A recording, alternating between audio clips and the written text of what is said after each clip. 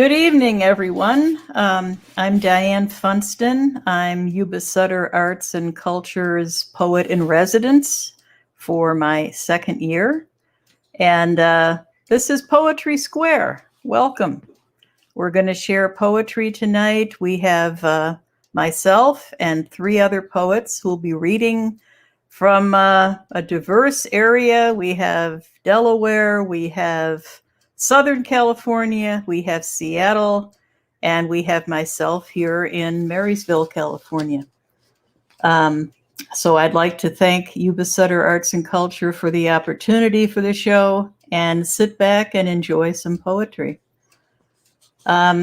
We recently celebrated the 100th year of the right for women to vote. And last year in Yuba Sutter, we had a mannequins exhibit where a lot of us who are artists as well as poets took a mannequin and decorated it in a way to celebrate that. And this was something that I wrote and read at the time of that celebration, and I'll read it again for you tonight. How many women does it take to change the world? It took 100 years to allow us to vote as a nation when that nation promised pursuit of life, liberty, and happiness for all. From Sojourner Truth through Elizabeth Cady Stanton, the mighty Susan B. Anthony, a powerful force with no need of introduction or a pardon from any man. These women and others, our esteemed foremothers for equality, plowed the way for the celebration today. How many unnamed women gave up their dignity, their family inheritance, any money they earned, some even their safety, their lives, because wives were property, like the very dogs we license and leash today. Today, we've had the right to vote for one thin century. We have women in office, in Congress, vice president. We have a voice, a vote, opportunities our grandmothers and great-grandmothers could never have imagined. So how many women will it take to change the world? In numbers, to paraphrase Walt Whitman, we are large, we contain multitudes, and each individual woman, after all, ain't I a woman? As Sister Sojourner said, we will get it done, as those before us led us here, to celebrate today, to roll up our sleeves, to work toward more progress again tomorrow. And I'm sure we all know women or men who are kind of unable to sit down, and they're always hither and yon and running amok. And this is kind of about that personality. She was always quick, hard to nail down, to commit to a position, not insincere or unstable, just not one to rest, to set a spell, or welcome sedentary hours. She swung in all directions, oscillating, undulating, prone to running amok. Others watched her motion with the interest of spectators at a marathon race, a running of the bulls, a jumping jack contest. At night, she tossed and turned, flipped covers off and on, wandered in a somnambulant step to nowhere in particular, so long as she kept moving. Those who tried to tie her down left tired and disappointed. If she'd had eons of time, she'd have left no trace. Hers would be a fossil never formed. Excuse me.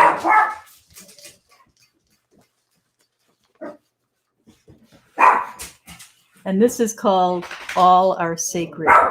Pardon my dog here. All are sacred. Poetry and fiction are my scriptures. Both slake my thirst for truth. Truth fills my bookshelves, volume after volume. Truth comes in many different verses. All are true. In many different voices. All are sacred. I collect a choir of voices, each singing a different pitch, overlooking myriad views, at times the same.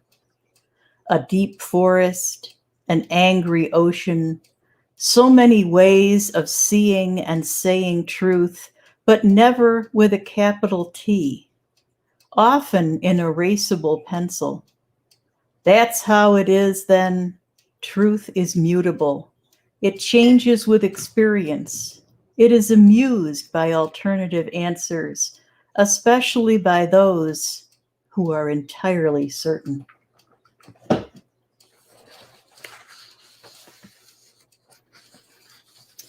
And I'm going to be going back to my hometown for 2 weeks next month, Rochester, New York. And this is about a roller coaster that is over 100 years old in the fourth oldest amusement park in America. And this is called For Jackrabbit, a roller coaster. Over a century old, skeletal bleached bones stretch over and under green treetops, reach upward as our arms do in ecstasy, plunging downward in a little death of inhibition. Freedom comes with a roar and a scream so loud no one can hear it and everyone can. The green caterpillar winds up and around, down through valleys, up through peaks. The ride ends in the dark tunnel, like the unconscious, or before birth, or after death. We exit only to beg entrance again. The green car ascends the first hill, climbing higher. Mechanical fingers lease the wooden spine, clackety-clack, the creaking of childhood memories, let go in a whoosh of breathtaking awe. This is a memory made real again, taking the dare and riding it out, overlooking Lake Ontario, gray-blue canvas, looking down to childhood or up toward heaven, without fear, riding in real time and coasting on memory. Standing in line, awaiting another turn, another chance at the immortality of speed and suddenness, of wood and rail.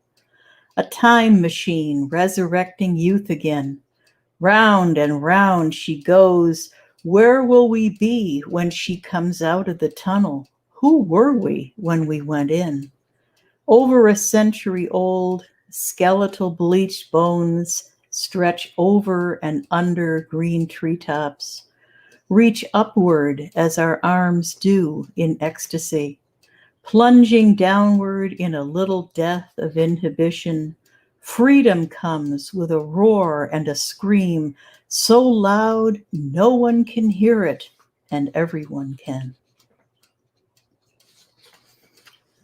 And right now where we are here, we're surrounded by fires in various directions of California, none really close to us, thankfully, but smoke in the air and overcast skies that are not rain clouds, and today ash on cars. So this is to our fires. Smoke signals from miles away, strong scent of campfire everywhere, hazy, overcast, heavy air, unhealthy to breathe.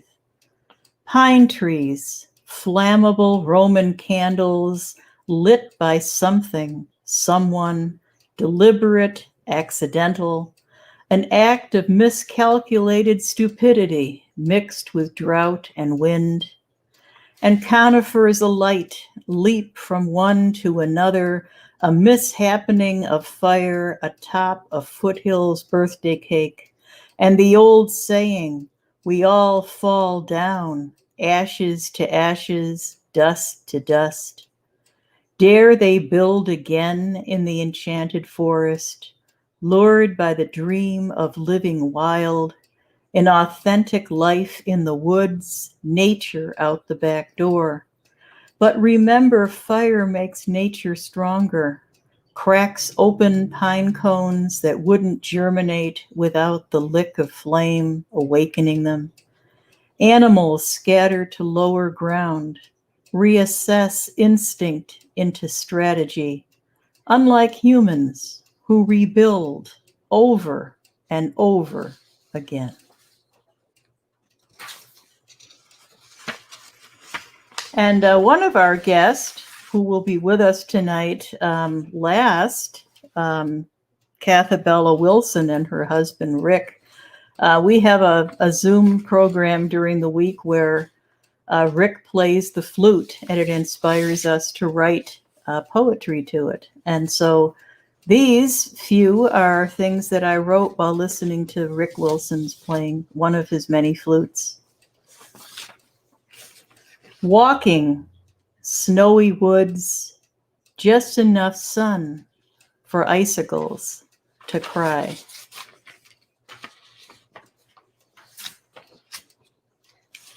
Mother bird hovers over nest, wings beat fast, look still in the air. Baby birds move heads to and fro to catch her attention. Insects writhe in her beak, lunch. And this one, it calls from the lake, slow, mournful sound, a loon perhaps in early morning, answered by wood ducks and frogs, distant at the shoreline. Excitement as water world awakens other birds, flash of wings, splash of turtles from rocks. Morning awake, sun rises high, mournful call flutters into joy.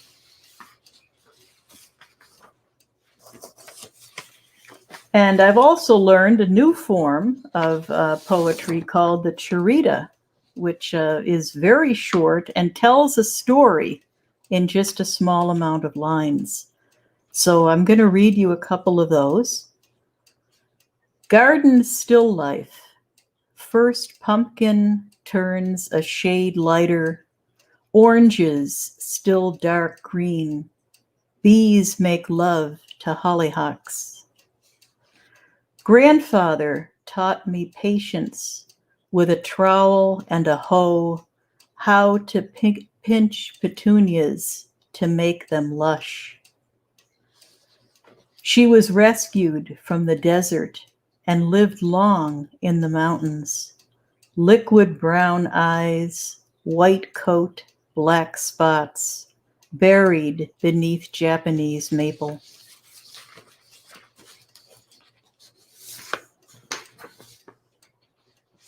And I'd like to close on this poem that, well, you'll see at the end what it's kind of about, but it's also something that is facing all of us. So it's called You're Back.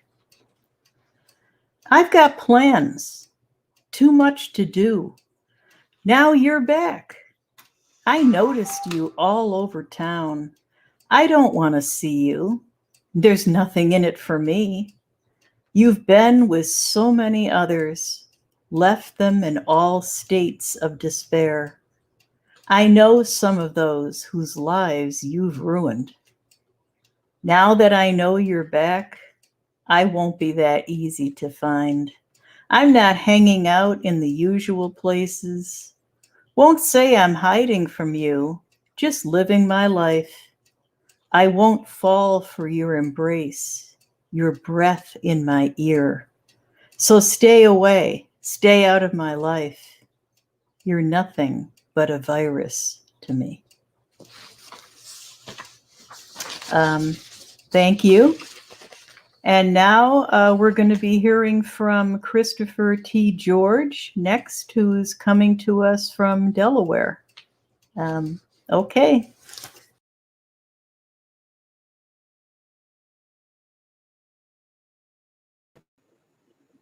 Thank you, Diane. That's great stuff. Enjoyed your poetry. I'm originally from Liverpool, England, born 1948 in the same hospital as John Lennon.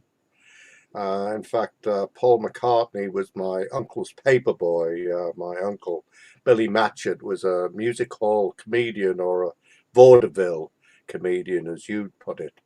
And Uncle Bill used to shout at Paul for jumping over the fence. Later on, I also attended Quarrybank High School, where John went, and that was led to the name of the Quarrymen, which was the group that later grew into the Beatles.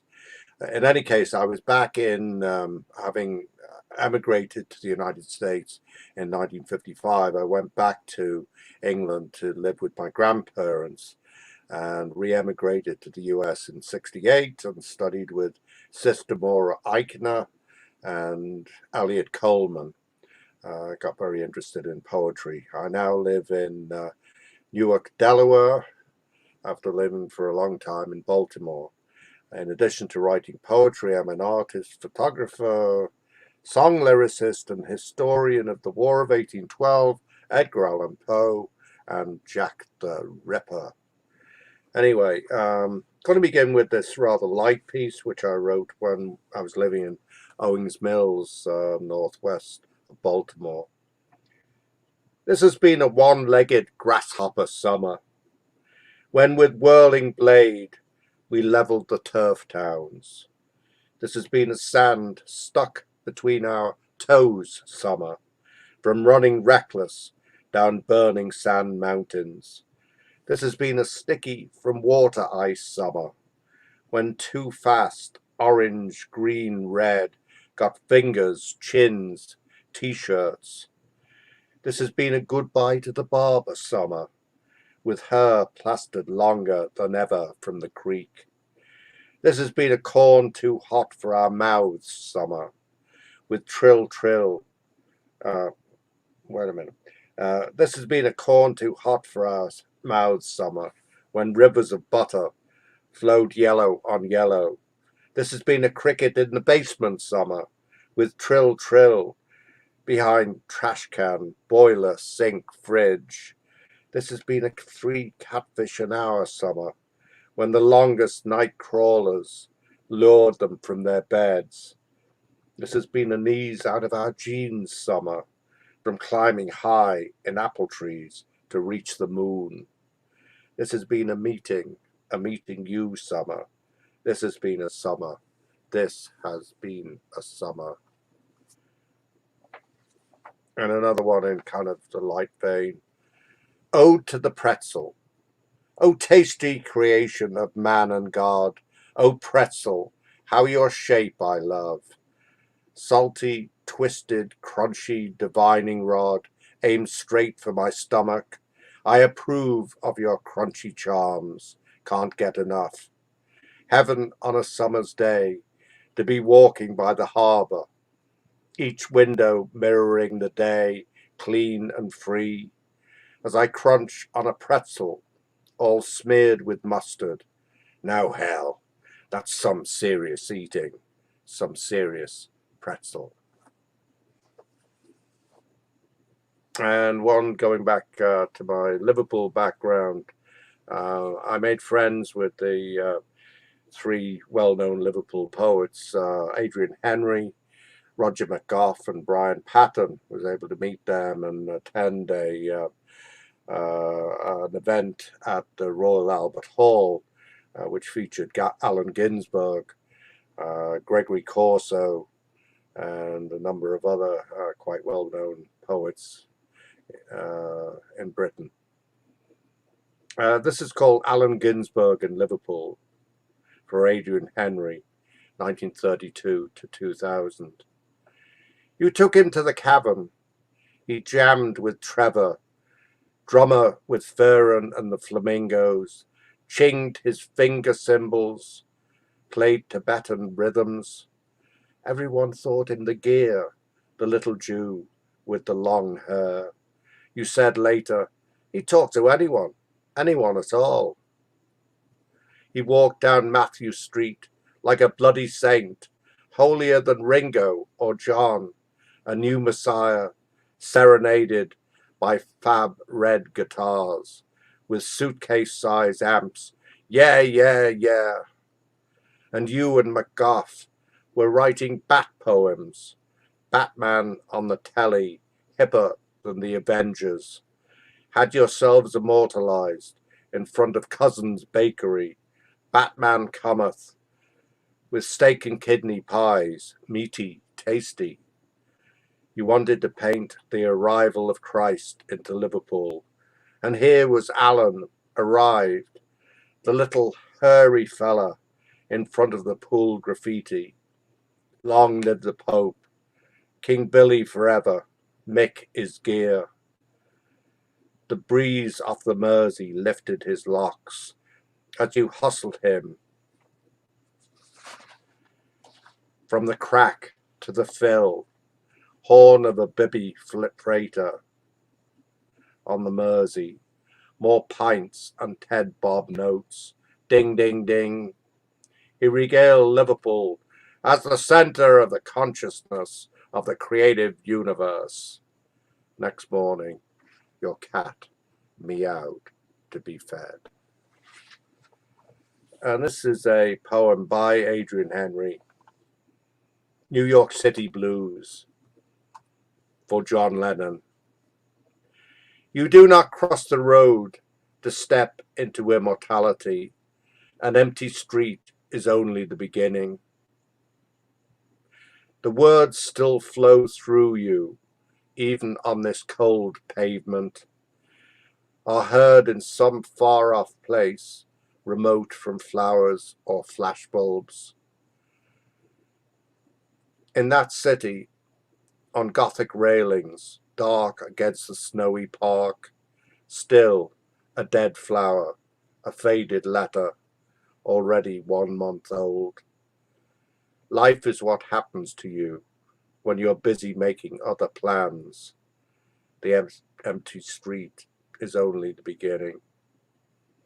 Here in your other city, riot vans prowl the dense December dark. Remember angry embers of summer, familiar ghost guitars echo from stucco terraces. Meanwhile, in the valley of indecision, we rehearse stale words, store up expected songs, celebrate sad anniversaries, flowers and flashbulbs, cold pavements. You do not cross the road to step into immortality. At the end of the street waits the inevitable stranger. In 1978, I attended a reunion of the consultants in poetry at the Library of Congress. From this place where the hollow drum resounded, when a bullet silenced the nation's heartbeat, and the star-spangled coffin was borne up and below the great dome, like a knife pushed into our consciousness. We walked under a star-flecked sky to hear the poets, individuals to the end, debate the state of the world with frail paper words. Later, seeing those poets with coats over their arms, inexpertly shuffle coat and champagne glass to sign programs, tolerant of intrusion, benign among the party sandwiches. Who would know of the dark, lost nights they despaired of finding that single necessary word? And I'd like to finish reading Sylvia Plath in the late 70s had a great effect on my poetry. And I have a couple of poems here. One about Sylvia Plath herself. Sylvia Plath, like a lost child, she stirs out from the winter trees, dreaming nightmares of boxes, of hooks, of bees, of the void beyond consciousness, dreaming of the hurricane of '38 and the wild sea that raged against grandfather's retaining wall, and of the tempest in her mind that drove her like a wave into the crawl space below her house, dreaming of the terrible silence, of the maggots on her face like pearls, and how the pain only oozed through later in her writing like blood, dreaming how Ted Hughes came to her, fellow hungry, and how poetry flowed then, flowed as she'd never known it, luminescent, bitter as cyanide, gnawing at the bone of existence, edging her toward disintegration, the repeat horror of an asylum, dreaming how incredibly calm she was as she turned on the taps of the gas oven and she laid her head down, and of how the soft hiss of gas reminded her of the sea. And I like to finish with this one, Blizzard. It's about the death of my father in April 1979, that same year there'd been a big blizzard on President's Day. Blizzard. The world is unruly with white. It seems doubtful if we'll ever find the road again. In the city, everyone is looting. The law of children reigns.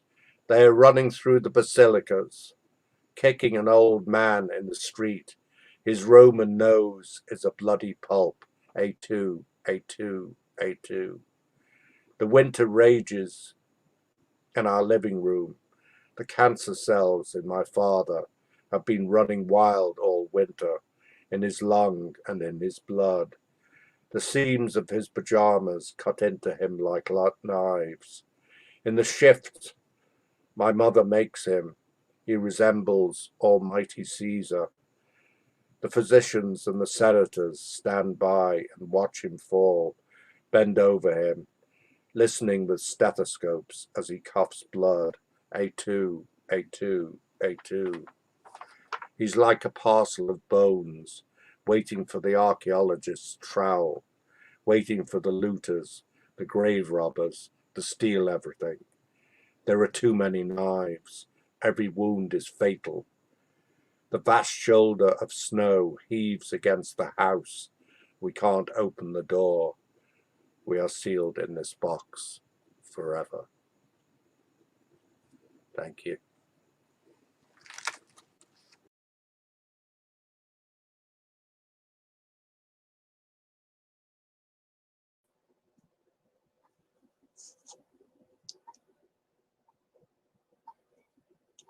Hi, am I on?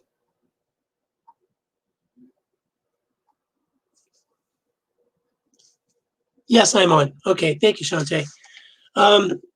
Greetings, friends. It's a real honor to be here, to be asked by Diane, and to be with these other great poets, Christopher T. George and Katha Bell and Rick. I have two new books out. One has absolutely, well, I don't know about that. It has very few redeeming qualities. It's just like a pulp fiction, like trashy, read it by the beach thing, you know. And that's called Tell Me What You Want. The book that I'm going to be reading from tonight is poetry, prose poetry, and creative nonfiction. And that book is called How to Talk to Girls and Other Urban Myths. I'm going to do 4 poems tonight, if time permits. There's the first book, the novel, and there's the second book. This first poem is called Service Dog. I could be a schnauzer a black lab, or a Dalmatian, but I'd prefer to be a German Shepherd. And you could name me after a Greek god or your great-grandfather or that punk funk band you really like.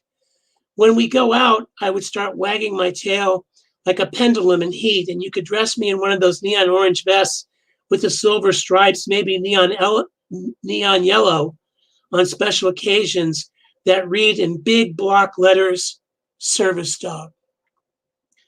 I would follow you around tirelessly, endlessly, binge watch TV with you, and suffer from acute separation anxiety when you leave the house, shredding cushions, your favorite pair of suede pumps, and knocking over that crystal vase you got from your mom last Christmas.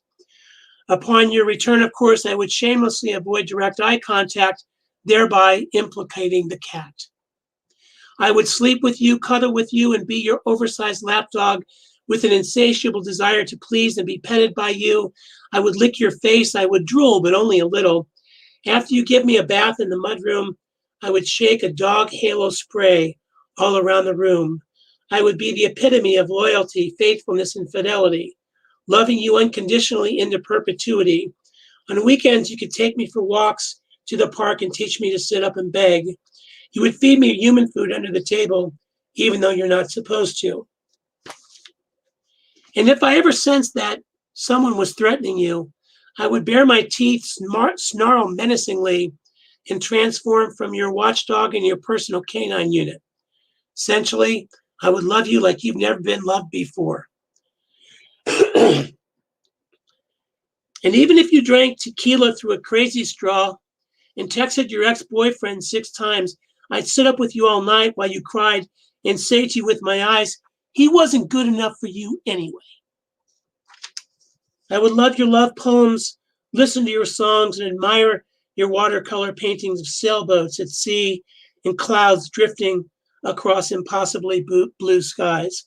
I would bark in approval of that faux mink stole you bought at the thrift store, even though you couldn't really afford it. And if that bad thing that happened when you were a little girl creeps into your dreams and you can't get back to sleep, I'll be your PTSD dog. When you're surviving slowly on blind faith, I'll be your guide dog. If your life completely implodes, I'll be your search and rescue dog and sniff every square inch of rubble for signs of life until I find you. I will never stop searching. And if you throw me the tennis ball 112 times in the backyard on a Sunday afternoon, I will fetch it 112 times, breathe heavily, and wait for you to throw it again so I can retrieve it again. And you will love me even more today than you did yesterday, which you didn't even think was possible. I will not need a collar or leash because I will never get lost or run away. And if I ever get sick, really sick, like when I'm 96 years old in dog years, so sick the vet can't save me, you can cry into my fur as long as you want until it's all over. And know I will be waiting for you on the other side, at the threshold of the spirit world, caressing your scent, your essence, and your light, while I look for something to shred till you get there. This next poem is called That Kid Next Door, and I read it for the Cobalt group. It'll be a month tomorrow, and the date actually is kind of important here. That Kid Next Door, Part 1. Apollo 11 landed on the moon on July 20th, 1969. During Neil Armstrong's mission to stomp around on the chalk dust of Earth's closest satellite, the first man on the moon purportedly said, "This one's for you, Jablonski." Jablonski? Who in the hell is Jablonski? Several years after the moonwalk, not to be confused with Michael Jackson's, a space historian contacted Armstrong and asked that very question. Who in the hell is Jablonski? Ah, it's simple, really, Armstrong said. I grew up in Ohio. Mr. Jablonski lived next door. And one night I heard his wife shout, "Oral sex, oral sex. You want oral sex? You'll get oral sex the day that kid next door walks on the moon." So, Armstrong said, I just wanted to tell Jablonski the good news. Yes, the Eagle has landed. Part 2. After watching the momentous event on TV that fateful summer night in July of '69, Mr. Jablonski smiles at his wife and retreats back to the bedroom. Mrs. Jablonski gulps down the last of her wild turkey, slams the crystal-cut cocktail glass on the coffee table, and tiny ice cubes jump and dance in the glass. She scowls and follows him into the bedroom. That's one small step for man, one giant leap for Mr. Jablonski. Thank you. This next poem is called Poetry Disclaimer. Does your life feel incomplete? Without purpose, without substance? Are you tired of being sold things on TV? Tired of hearing the phrase love is a Subaru? Only 2% of Americans read poetry because it's often so arcane and obscure. It makes them feel stupid. Does this sound like you? Is your life in need of spiritual liberation? If so, try this. First, check out a poetry anthology from your local library. Many of the poems will seem unnecessarily dense, like running through waist-high water, and perhaps only 2% will really spark you. Good. Once you have identified the bards who will save you from yourself, the next step is to go back to the library and check out one book by each. Read the poems at different times of the day, quietly or aloud, alone or with others. Read the poems when you're happy or sad, angry or bored. Read them because poetry can rescue you from the vacuous abyss the same way it rescued everyone from Shakespeare to Shel Silverstein. Warning. Both fixed form and free verse poetry may become habit forming. Don't read poetry if you're allergic to poetry. Consult your physician for erections lasting for more than 4 hours. Consult your aesthetic advisor if you're pregnant or planning to become pregnant. Of course, it'd be nice to find a boyfriend first, I'm just saying. All views expressed are solely the author's and do not reflect opinions of management, staff, or other poets. The author cannot be held liable for poems that are misinterpreted or contain any of the following: mixed metaphors, misplaced modifiers, dangling participles, or poems containing the word soul or clinging. Additionally, the author cannot be held responsible for tankas, villanelles, haikus that aren't 575, sonnets of questionable rhyme and meter, or sestinas of any kind. Poetry may cause headaches, dizziness, insomnia, upset stomach, existential epiphanies about humanity, empathy, compassion, and blinding moments of happiness. Certain political, philosophical, and closed-minded ideological dogmas should not be combined with poetry. If you cannot afford your poetry, Diane Funston may be able to assist in exploring cost support options. Cut to the voiceover and sweeping violin music. Poetry, a timeless and powerful elixir for gods and mortals alike. Thank you. And I've got a couple of backup poems, but I wanted to get this one in. This is a poem. I'm like all poets, right? I'm fascinated with words and linguistics and the sound. And so this is a poem called, a fairly new poem called What It Means, What It Should Mean. Number one, cartographer, a maker of maps. What it should mean is a person who photographs carts. Number two, gobsmacked, meaning utterly astounded or astonished. What it should means, this is what happens when you get all mouthy with your gob. You get gobsmacked. Number three, jejune, lacking knowledge or experience. Jejune is what comes after April and May. Number four, filibuster, an action such as prolonged speech that obstructs progress in the legislative assembly. What you do when it should mean is a filibuster is what you do when one of your busters is empty. Number five, comely, pleasing in appearance and attractive. What comely should mean is when your orgasm decides to become an adverb. Number six, cummerbund, a wide sash worn horizontally at the waist with a tuxedo. What it should mean, where you put your cummerbund depends on your cumber hamburger or your cumber hot dog. 7, doppelganger, a ghostly double or counterpart of a living person. What it should mean, the Doppels is a nonviolent Philadelphia street gang comprised mostly of senior citizens who play bench bingo and sew quilts 24/7. Once you get jumped into the Doppels, you're officially a doppelganger. Number 8, apologize for this one in advance. Number 8, cyber squatting, the registration of a commercially valuable internet domain name as a trademark with the intention of selling it or profiting from its use. What it should mean, you can't take a decent cyber shit without some serious cyber squatting. Number 9, 2 more. Number 9, ostracized, to exclude from society, friendship, or conversation. What ostracized should mean is when you've been sexually assaulted by an ostrich, you've been ostracized. And finally, now it's your turn. Fill in the blank. An area, the word is morass. An area of muddy or boggy ground, a complicated or confused situation. Now it's your turn to try. What should that word mean? Morass. Thank you. And I think I'm going to end there because I want to spend a minute talking about the next readers. Diane and Christopher, you guys are amazing. And I know our final readers are going to be just as good, if not better.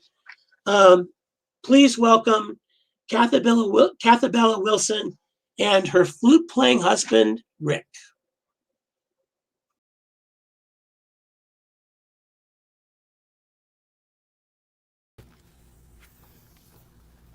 Hi, I'm Cathabella, and this is my husband, Rick. He's a mathematician at Caltech, as well as a collector of historical flutes from all over the world. And he always accompanies me at my work, and I always go to the math conferences. I'm going to read from my book, Figures of Humor and Strange Beauty. You'll hear those words in the last poem I read. There were poems written about 20 years ago, and I kept them so special and secret, no one had heard them. So at that time, it was a difficult time in my life, and I lived in Santa Barbara, and I worked very hard every day. I left my work table and I walked down the steps to the ocean in Santa Barbara. That's what we lived there. And for 2 years, every day, I lived in this poem. The book has 18 poems. I consider it an odyssey. And Diane, if you saw the Poetry Square poets for today, I was the one standing next to James Joyce in Trieste. Rick took that picture of me there. And I've always been influenced by Joyce, and I feel this as a very personal odyssey.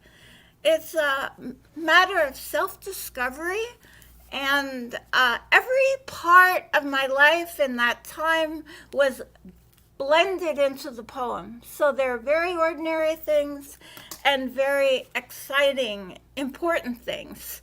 And when I went down the stairs, I found things like different kinds of driftwood that I would pose on the beach. And you can see one of them there. So the rest of the story you'll hear, and Rick will be playing This is a replica of a Native American flute, very old, 1,400 years old. This is not that old. This is a replica, found in a cave in northeast Arizona.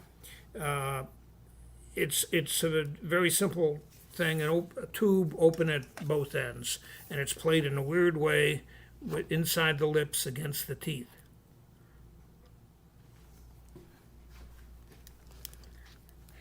This is the first poem, and it was written the morning after a dinner that our friends prepared for a special treat.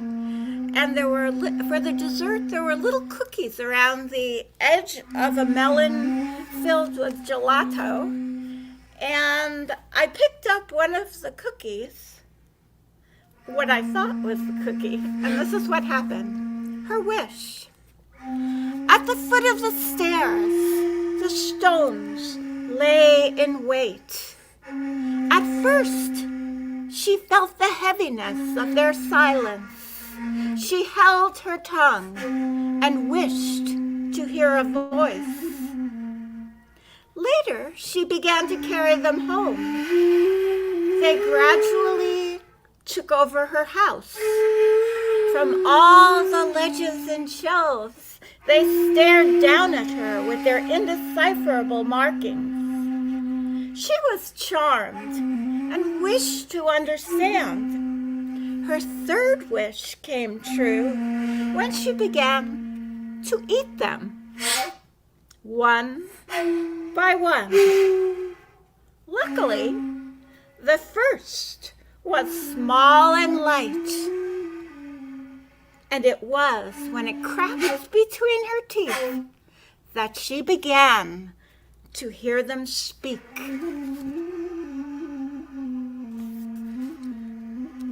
Whenever I walked, I photographed these creatures and I drew pictures of them.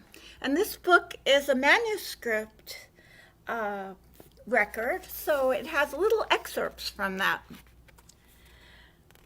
How she wrote. She looked at the world upside down and saw her reflection in the clouds. On the next day, she followed with a keen eye the tracks left by small stones on the beach. She lifted each one, noted its imprint precisely in her book, and placed it carefully back in its own spot. When she returned home, she rested, and tired from her tedious work, she set to dreaming. When she next looked in her book, she had written a poem. And then she took a journey. She had a flair for excess. You probably noticed that already. That combined with a peculiar sense of direction to produce now and again exquisite flights of imagination.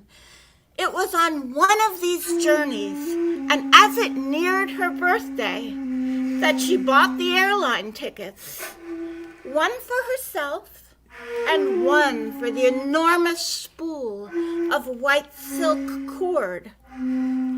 Her mind was like a homing pigeon. No matter where in its travels it set off from, it would eventually return to those key spots in her childhood where everything began. She had come to the conclusion, after visiting these spots innumerable times in her imagination, that if a straight line were drawn from one to the other in the right order, an amazing pattern would emerge.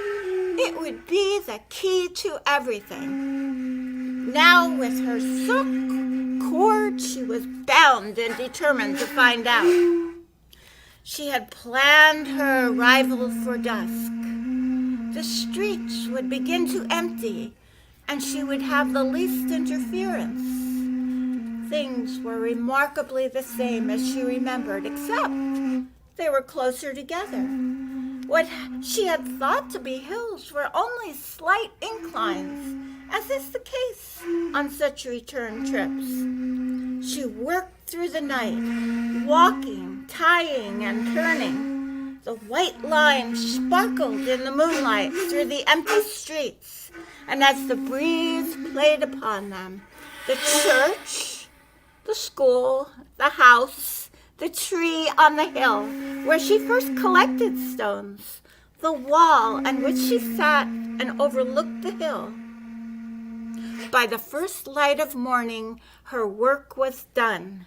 When she began to pull the last lines toward her, the sound of slipping and tightening silk was interesting and exciting. On the return flight home, she was not disappointed. Her arm rested comfortably on the enormous knot that had so easily formed as a result of her labors. All was practical. She began to imagine its uses. Perhaps she could use it as a chair. It would certainly be comfortable and even fit too. She needed chairs. Finally, without thinking, she began to mold it with her fingers, as she always did with things when she was small. The long neck of a swan began to emerge on one side, and a fan-like unfolding tail on the other. As they circled the airport, she remembered her dreams. They had all been sweet ones on this journey, which for all its twists and turns and long-windedness, she judged a fine success. She was flying back to the friends that she loved. With a good story, she thought. She closed her eyes and imagined how their eyes would light up as she told it.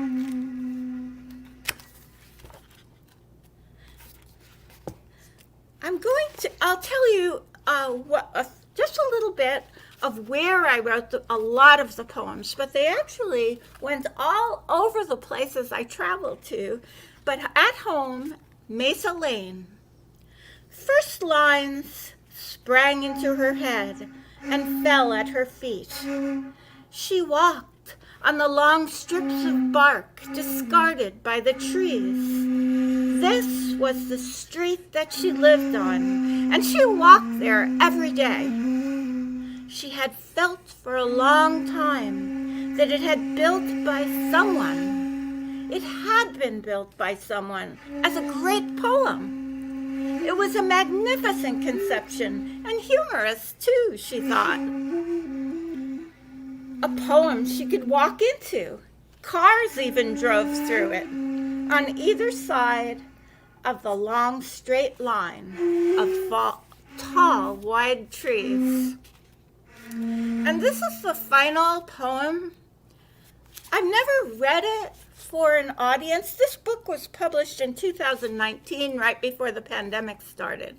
So it's never had a really good launch. And I've never read this last poem, which is the whole point of all of it. Her book. There was a certain ecstasy to the uprising that gave her voice. She felt it in the air around her and in the long, saturated earth. The winter rains had been intense. The storms had raged beyond their season. Now she was crossing the bridge into a world that was the result of such excess. This was her poem. She created, as she walked, one long line through the overgrowth of flowers. It was her path to the sea. From the overwhelming debris, each day she posed one solitary shape of wood or stone at ocean's edge against the sea and sky. Figures of humor and strange beauty. She created them with her eye. their singular gestures, caught in that moment before speech, poised before the ocean's indrawn breath, about to disappear. In the afternoon light, she saw her favorite rock further along the shore. She walked quickly toward it in the rising tide, knowing her back fit perfectly into its curves, anticipating the rise and fall of syllables that would absorb her, and the space between waves where words would be the spray that moved her. She posed herself as she had posed the others. The tide rose. The sun slipped into the sea as it painted her silence. She was alone on her rock that seemed to drift out amidst the deepening water. She glanced back to where she had walked on that narrow beach, as if fallen flowers had upsprung to bloom again. Her creatures gathered in simultaneous return, each to its place, mouths opening, gesturing toward one another and the sea. Released, invoked, she did not move, but seemed to join them. They had gone beyond speech, become one voice that came through them as a roar, as if from a distance. She looked once more. There was an empty beach. She turned and gazed. The ocean had become a blank page, alive with gold sparks glimmering, as if with creatures and constellations beneath the surface, where they stirred again. She relaxed into stone curves and listened, as if to what was read aloud. Continuously turning, transparent pages spread over her lightly. She breathed between waves of words and heard the whispers of their torn edges against the shore. Immense above the sky, awash with stars, she watched until one with bold stroke fell from sky to sea, and in its flash she saw herself on her rock. She was an illumination in her own book.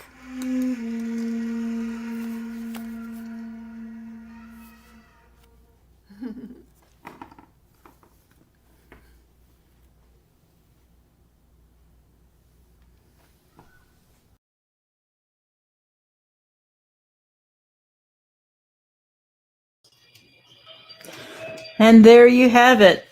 There you have August, hot August, Poetry Square. And I want to thank my guest for Christopher and Michael and Cathabella and Rick. I also want to thank Yuba Sutter Arts and Culture. And we'll see you next month in September. And next month we will have Scott W. Williams, we'll have Martin T. Willits Jr., and we'll have Rachel Eikens. And everyone have a great month. Stay safe, and we'll see you next time at the Square. Thank you. Good night.